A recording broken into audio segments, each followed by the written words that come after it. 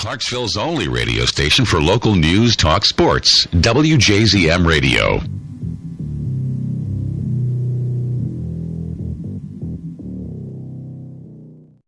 In studio, yes, Dan Kramer for Congress. Let me tell you something. It is a pleasure to have you in studio today. Thank you, Joe, for having me. Love having our politician friends and you guys. I mean, here it is. It's an election season. It's an election year. Every 2 years, whether you need it or not. Whether you need it or not. But problem with the youths is sometimes they don't go out and vote. Well, I tell you, the more people who vote, the better representation we're going to get. Right. And, you know, as soon as you're 18, even before you're 18, people should be registering to vote.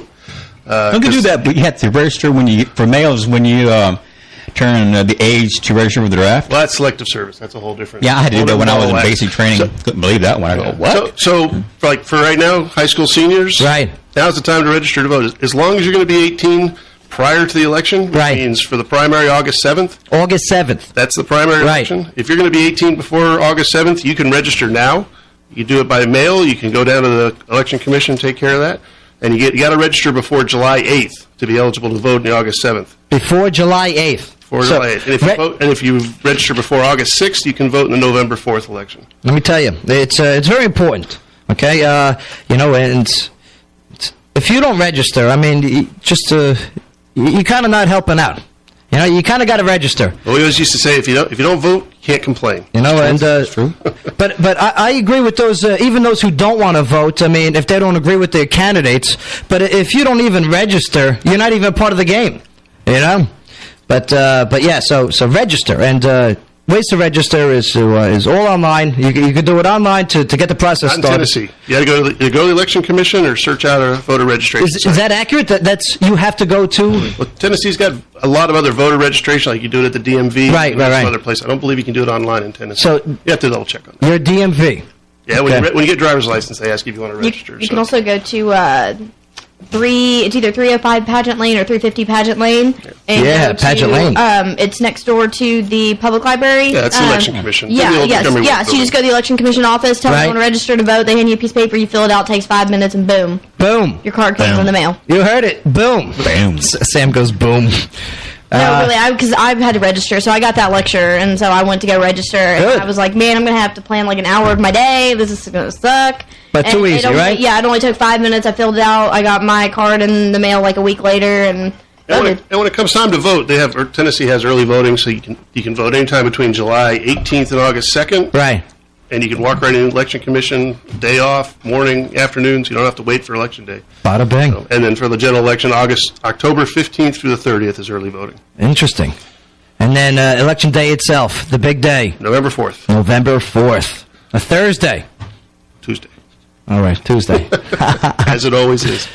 Now, anyway, Joe, so I'm Dan Kramer, running for U.S. Congress. Right. Right? And you brought me here to... 26-year veteran. 26 years in the Army. That's a long time of service. It was. It was a really good career. Right. I tried to get out at 20, and the Army kept saying, we want you. Right. And they kept sending me nice places and giving me good jobs, and I really couldn't walk away from that, so I kept serving all the way to 26.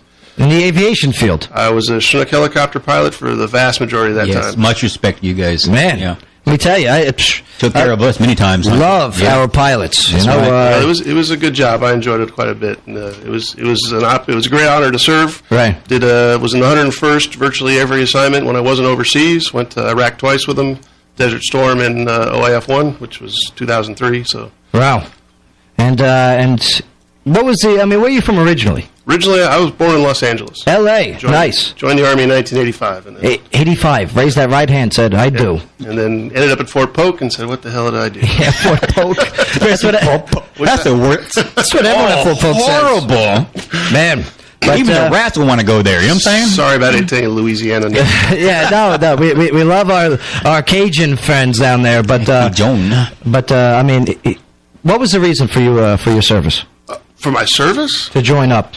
Yeah, you know, like a lot of people, you know, you're not sure what you want to do with your life, and started getting interested in helicopters, and the military is the easiest way to get into working on helicopters and flying helicopters. I mean, helicopters are the sexiest things in the Army. Well, I thought that was me. AJ. But you're out now. You're out now, so. That's right. The rest have to settle for helicopters. And I thought, well, I'd try the Army. I'll check it out, see if I like it. And I pretty much spent 26 years going, I'm still checking out this Army thing, see if I'm going to stick around for a while. You had no prior experience flying? They just taught you? Absolutely none at all. That's amazing. Well, I went in as a mechanic first, had Right. absolutely no experience as a mechanic, 9 weeks. Aviation mechanic? Yeah, Or- I was on scout helicopters. 9 weeks later, I'm out there turning wrenches and putting them back in the sky, and then a couple years at Fort Polk, went to flight school, Become a warrant officer? became a warrant officer in 1990, sent me to Fort Campbell, lived here ever since, Wow. except for my little trips overseas. Understood. On the Army's dime. So. Nice. Now, Desert Storm. Mm-hmm. Okay, you were in the service during this time, during the Desert Shield and Desert Storm. Went to both, yeah. Went to both. Well, Fill us in. well- What was the process? Well, we were actually in Honduras at the time. With 101st had the rotation Right. in Honduras, and they called us up and they said, Well, what was the Honduras mission? just general support to the Honduran Army and the Central Command down there. So, Right. moving around Honduran troops, helping them with logistics and that kind of stuff. Understood. A lot of medical missions, take them out to the woods and drop off medical teams, and they pull teeth and give shots and that kind of stuff. Interesting. We were there half the time. We were supposed to be maybe 2 months, and they call up and said, Iraq's coming up. Come on home. But don't come home. Fly your helicopter straight to Jacksonville. They're waiting for you. We'll put you on a bus and bus you back to Fort Campbell. Wow. So right from Honduras Yeah, to exactly. Jackson. Drop the aircraft, bus back to Fort Campbell. 2 weeks, or not 2 weeks, a week later, you were all shotted and re-equipped and on the plane out back to Saudi Arabia. Saudi Arabia. All right. Where and this was your first time in the desert, right? Of the Middle East. Been to NTC about 4 or 5 times. In it. NTC, California.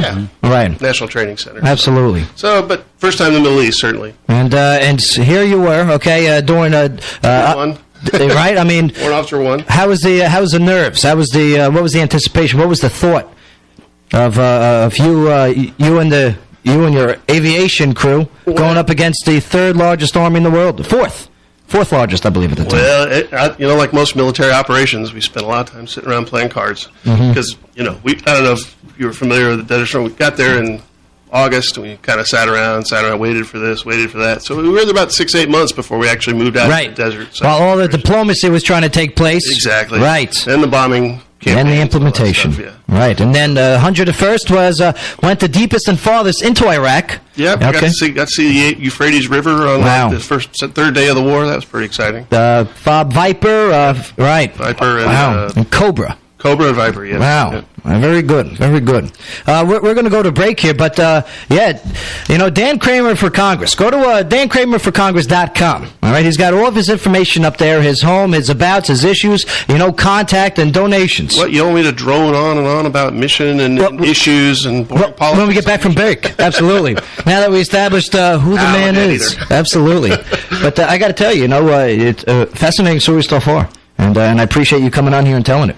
No doubt about it. Well, thank you for having me. Absolutely. And again, thank you for your service. Okay, we can do this all day. Thank you for your service. Thank you for your service. Right. Here's everything for And sure. Sammy, as military family member, thank you for your service. Thank you. Because you military family members out there, not for nothing, I don't think you always get the credit that is due towards you. So for you guys out there, thank you. All right, let's when we get back, more with Dan Kramer.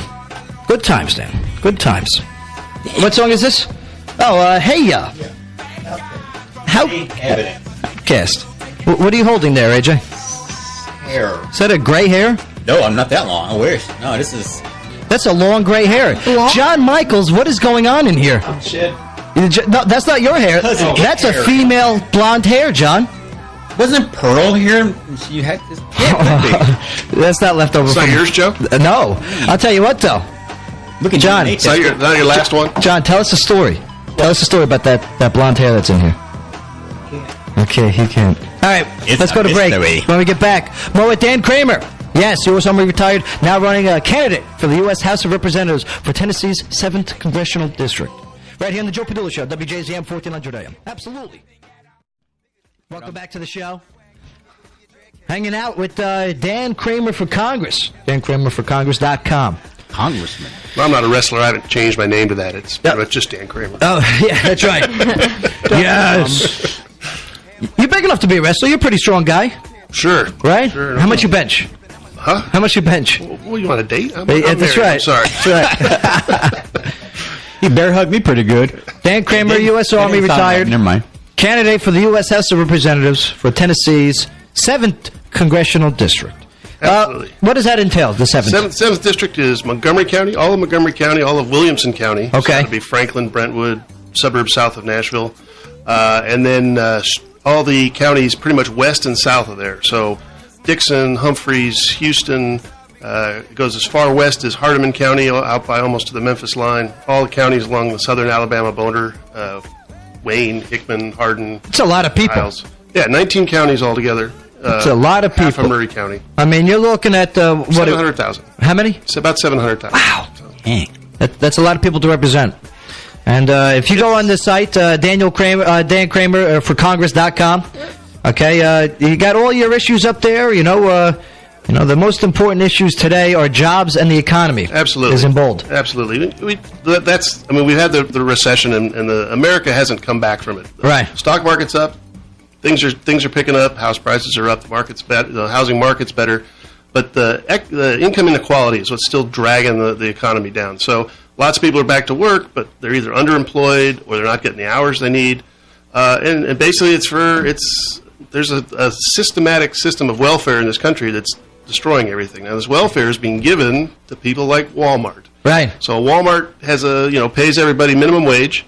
And if you work 40 hours at Walmart at minimum wage, you qualify for food stamps. That means you're not getting paid with your full work week enough to feed your family. That's if they're even working 40 hours. That's if you're even allowed to work 40 hours. So, if you think about it, we say, what's the minimum wage supposed to be? And everybody argue, if you raise it to $10, you'll destroy the world, which isn't true, because if you look at states that have higher minimum wages, they have lower unemployment, they have better employment.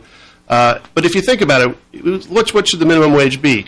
Well, if a worker works 40 hours and that spends his whole work week working, then he should make enough money, he or she should make enough money to support himself, should have enough to feed his family, house his family, clothe his family, and pay the cable bill, and maybe have a little bit of leisure time in there. And if the hourly wage doesn't provide that, then you have not met the minimum. So it can't be a minimum wage. So the minimum wage in the U.S. Varies per state. There's a federal minimum wage and there's minimum wage, exactly. and each state gets to. You guys get to provide a vote on if the minimum wage can be risen. Well, the federal minimum wage is Congress Raised. responsibility. Right. Some states have then taken that further, especially ones with high cost of living. So New York, Connecticut, Washington, Oregon, they have higher minimum wages, and they also have lower unemployment rates. The problem, there's all sorts of. We talked earlier. Well, maybe you talked about it yesterday about the wage gap between women and men. Right.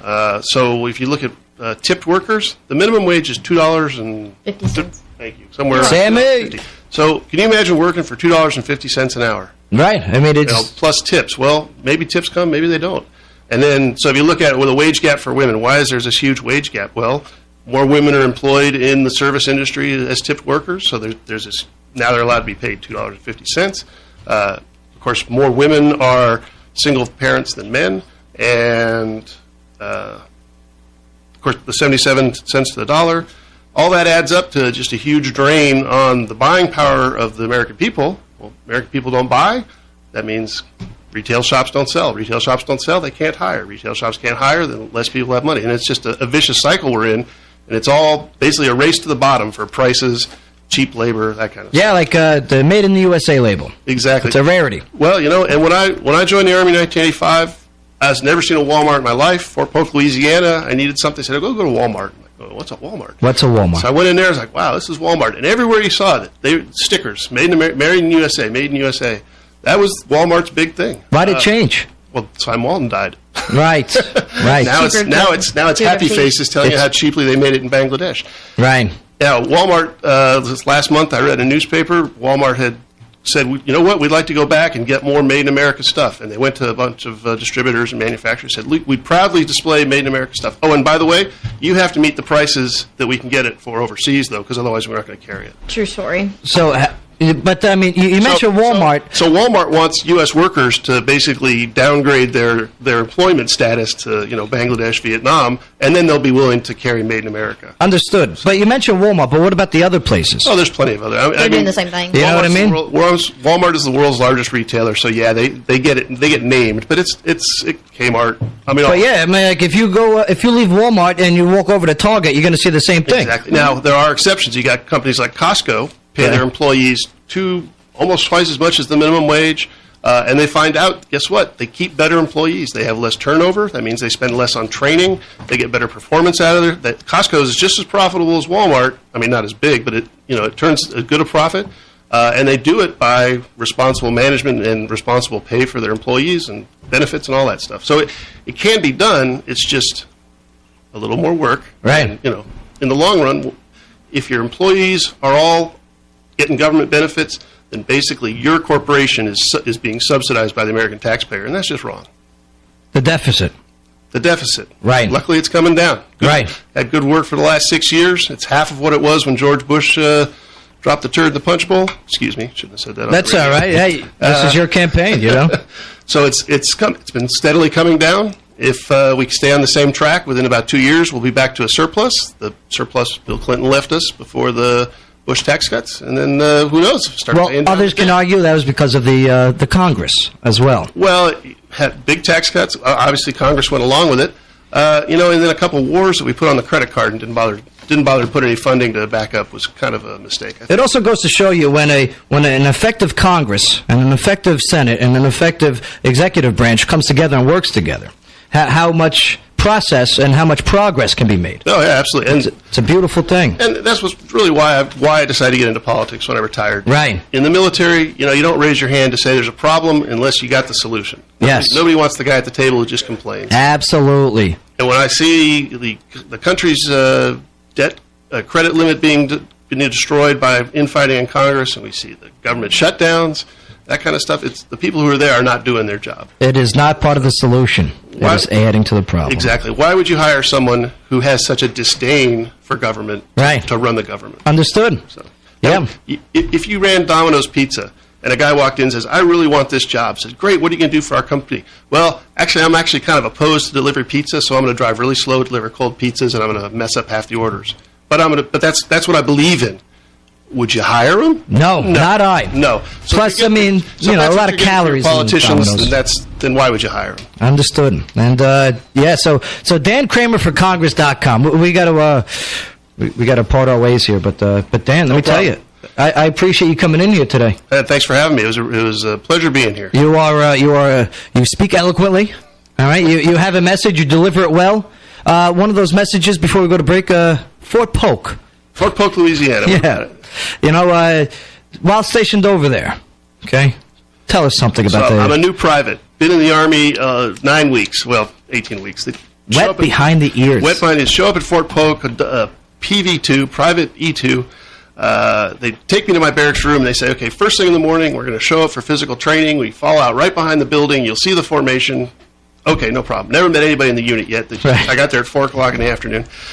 A little late getting out of bed. I run back behind the building. They all look the same. Which building is it? Which building? Okay, here's the formation. Here it is. Fall into the formation. Start doing PT. They start calling cadences, and they're talking about a battery. I'm like, oh, crap. I'm in an artillery unit. You are in the wrong place. I was in the wrong place, just like your earlier story. Yes. So I'm not going to walk out. I'm in a formation. So I do PT. I run 2 miles. I come back. That's right. And then I quietly walk away. I never wondered what that unit thought about this weird guy who showed up one day. Because I was getting the stink eye from a bunch of sergeant majors. Right, who is this? And never came back. Who is this? Who is this spy?